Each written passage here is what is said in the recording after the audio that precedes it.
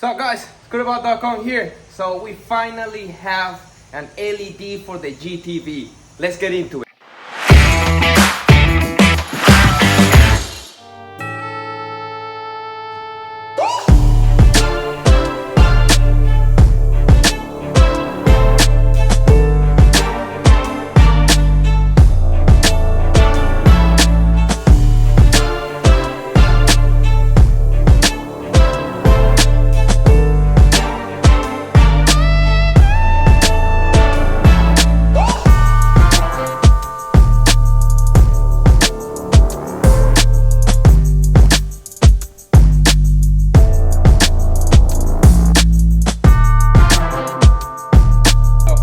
Look at what I got here. I'm pretty excited about this because if you're a GTV user or owner and you own a GTV, you probably know that there's any LED assembling option to replace this ugly looking one. So everything is looking perfectly. But as soon as you see the bike from far away and you see this big white dot here, it's actually pretty ugly, you know. And even more when you turn the bike over. I have replaced a little running light for an LED, and usually if you want to replace that bulb for an LED one, there are some options that you can go with it, the cheaper ones, but they're not as bright as what you would like to do. There is another option, an LED option, which is pretty bright, but it's kind of expensive for a bulb, you know, in my opinion. 80 bucks for a bulb is like, oh. We're gonna proceed and give it a shot. It's kind of a downside if you get a GTV and you want to get LEDs, you're probably screwed. Let's proceed and get started and see how it goes.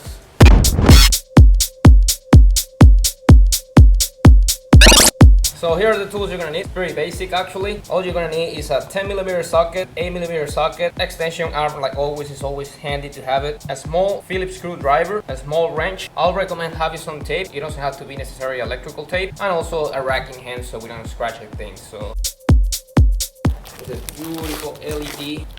Look at that. It comes with the cables and everything. So we're gonna try and mount this into our GTV here. You can see this is a 5.75 inch diameter LED light. There are plenty of options that you can buy, different patterns and different styles. I went with this one because this was the one that I found with that size, and I'm gonna actually try to make it fit in there. So since this is slightly smaller, it's not gonna be like a perfect plug and play fit. So what I'm gonna attempt to do is disassemble this headlight assembling so we can mount this LED light inside here with this plastic cover and see if we can actually use the mounting system with this.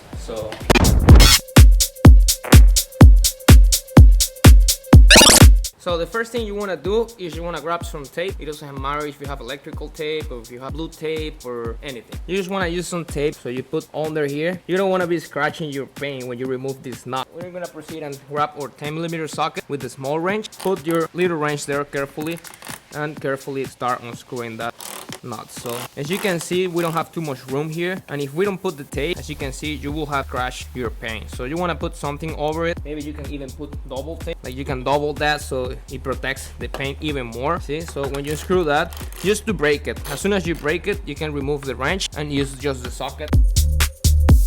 You're gonna pop into your socket. It's not too long. See, there it is. You don't want to lose that. So there is also like a washer in there, and you want to be careful you don't lose that when you assemble everything back together. You'll probably see it. After you unscrew that, you're gonna be able to pop up the light easily. Just like juggle it around a little bit. You're probably gonna get stuck in here, and there's because there is an adjustment screw that is probably gonna get stuck in there. So what you want to do is you want to lift the light like this to the front, like tilt it down, and then remove it like that, because see, it's like a hook there and it's gonna hook in here. So if you don't tilt the light like this, it's probably gonna get stuck in there. So this is the piece. When you assemble the light, this piece is probably gonna pop out from the back of the LED, so you want to be careful and you don't lose this little piece. See, remove your light, tilt it down, and then you want to disconnect your cable. There's some cable here that are holding the light in the back, so you want to pop that cable, disconnect that, and then you want to with your fingers, like if you put them under here, your both finger, you can disconnect the light like this.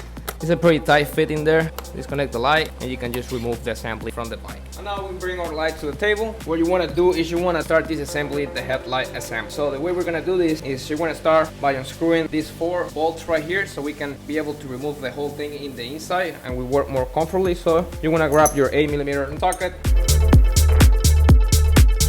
There is a locking washer and a washer there, so you don't want to lose those.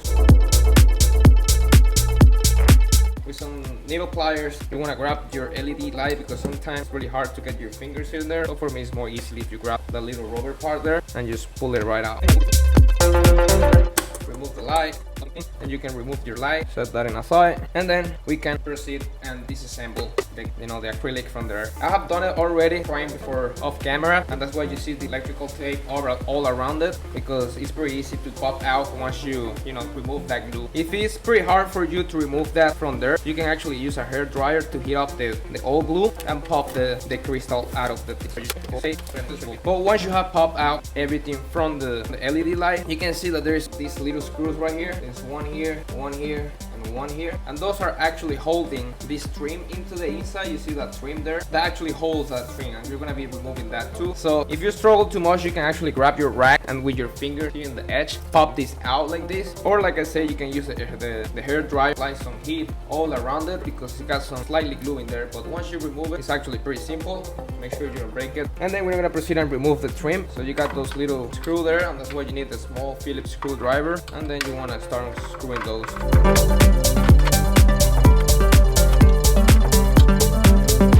Okay, once you remove the 3 little screws, make sure you don't lose them. Put them in here. That thing just popped right out, see? So once you have removed that, this is what we have left. So as you can see, what we got here is the actual reflector piece into the inside of this assembly. And these screws right here are the adjustment screw, so you can adjust the height of your light. When removing the adjustment screw from the bottom, it might get a little tight. Finish unscrewing the thing, and then you're gonna be able to remove the whole piece out of it. And then we got the assembly here.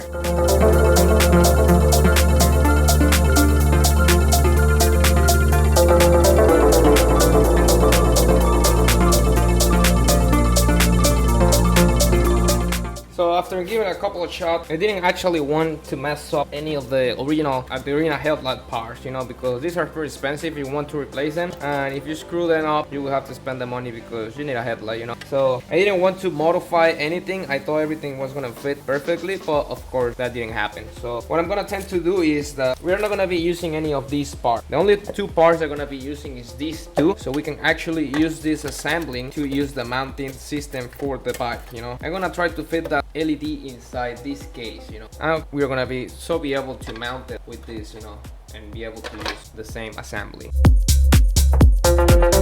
And this is what I was looking to do at the beginning, mount everything there and close this up, and that's it. But of course it doesn't fit all the way. See, we have a gap there because the heatsink from the back of the LED hits this part right here. I think I'm gonna cut that off a little bit here, all this round part. And I actually didn't want to do that because you're gonna be messing up your assembling light, and if you wanna go back, you won't be able, if not buying another one. But we have just a slightly gap. It's not much, so I'm just gonna attempt and cut here in the top, this bar right here, in like half of it.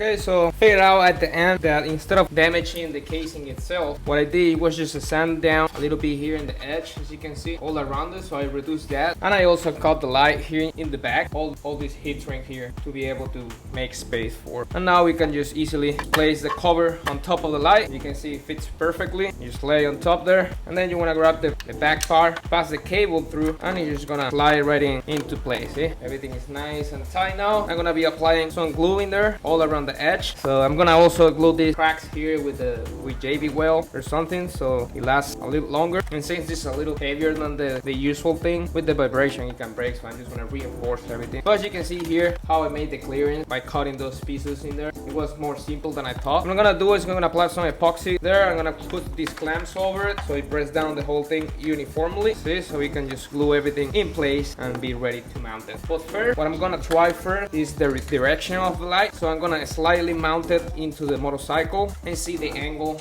of the actual light to see how it is, to see if I need to do something about that. So let's try that out. Okay, so I have managed to mount the headlight inside the case. I just put some black tape around it, all the plastic, because I'm gonna mount it on the motorcycle and see how is the angle of the light. So far so good. The only thing I have done is damaging the heat shrink here in the back, so I'm able to fit the whole thing inside. No big deal. So far so good. Now we got our headlight already mounted, and let's give it a shot to see how it looks. Okay, so as you can see, I've mounted the light slightly. I have made the connection, which is in there with the electrical tape holding the plastic against it, but it's pretty nice. I've made the connection. I'm still missing the running light. We'll do that later. But for now, I just want to test the direction of the light, like the angle. We're gonna put that slightly in there. I know it's kind of high, so what I'm going to do is just turn the key over and boom. It's pretty high, but look how nice that looks now. Wow. Really cool. So what I'm gonna do to fix that angle, as you can see it's pretty high, so I want it to be like under, like this right here. This is what I want to be. So I want to bring it, this frame, this line right here, I want to bring it down.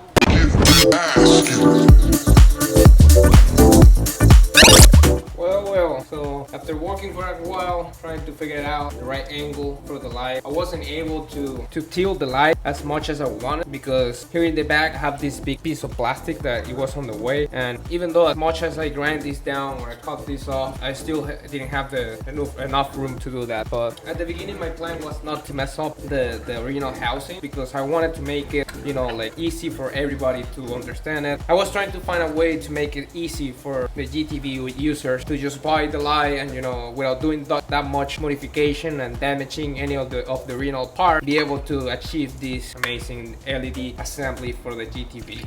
It's a lot of name for the whole mess I end up doing, but so what I did to explain you better, since my housing was cracking because it's pretty old, you know, I applied some epoxy glue here in the cracks, you know, to avoid, you know, cracking the whole thing. So what I ended up doing, I ended up cutting this piece from the inside to make room for it, you can see, and I also cut these pieces that they were on the way from the adjustment screws, and from this little slot here, the room to put the screw on it, to put this rim around it. Those things were on my way to be able to fit the light inside in the angle that I wanted, because as you can see, we were able to mount the light without any, you know, damaging the house itself, but the height of the light, the angle was too high, and I wasn't able to do anything, you know. So I have to cut all these pieces. These are all the pieces that I cut from the heat shrink. It's actually pretty easy to cut those. I figured out that you don't actually have to go with the Dremel the whole thing, you know, you don't have the right tool to do it. I find a way that you can just like make a line with the Dremel or with a handsaw. You can just make a line and then with the hammer cut it off, like if you were cutting glass, you know, just make the mark and it will just cut right off. It's actually pretty soft aluminum. It didn't took that much work, but you know, I was trying to mess up the light and not the house, because the housing is way expensive than the light. What I did is after I cut all these pieces, I was able to tilt the light at the angle that I want. So as you can see, I have this room right here that I didn't have before, and what I did is I applied some epoxy all here around it. I don't know if you can see it very well. You know, I applied some epoxy here and then some JB weld all around here.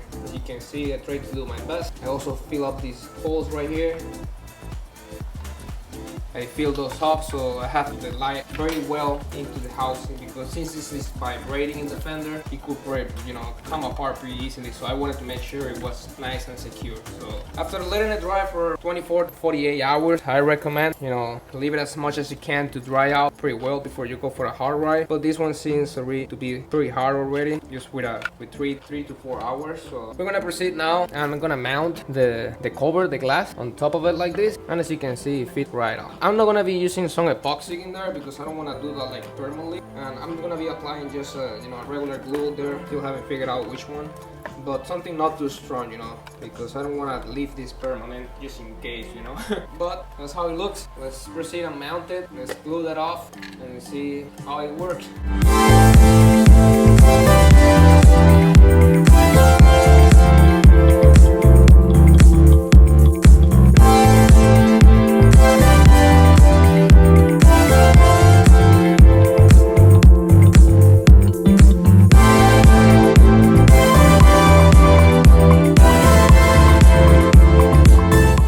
So the way we're gonna connect the light light. It's actually pretty simple. Still drying out here the glass. But as you can see, we have the same type of connection here, so we don't have to modify the connector itself. So this is just plug right on. It's actually pretty cool. You can just plug that in all the way if you want. But for the running light, we have this 2 little stripe there on the top, and then we're gonna make this work. Since we don't have this type of connector, the way we're gonna do it is with this one. Since it comes with this one already, I've made this little cable with the same size of connector, so we can slide this in, and with a hood and everything there, and connect this cable into the yellow right there. We only need to use the yellow cable, so it's a positive, because the other one is the ground, and this one is already ground with the rest of the light. Another simple way you can do it is with these little connectors that we used recently on last video. You can just slide that in, put this in, but this one I lost a little metal piece, so I'm not gonna be using that. Put the cable through there, put this in here, and you have the connector already. So it's pretty simple. So if you can get yourself one of these and save a lot of work, do it. But for me, I'm gonna do it this way.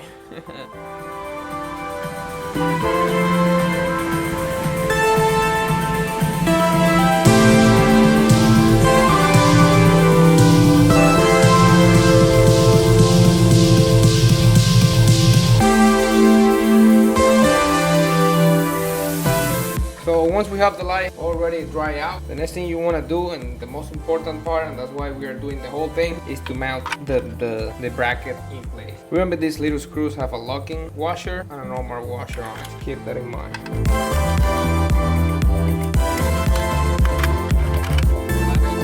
Okay, so once we have set up the mount and everything, we're pretty much ready to just swap it in. Pretty excited about this. It's gonna look really nice. Okay, so we're gonna proceed and connect the light.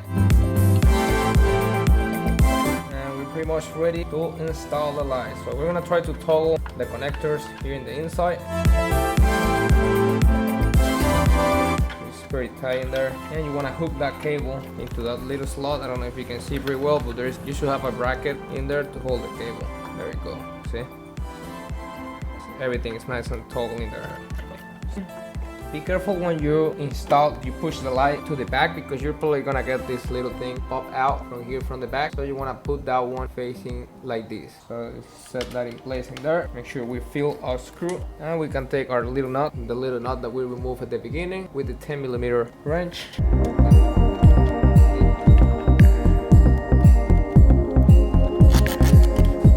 Nice and tight. Can remove our tape. And boom, look at that, looks nice.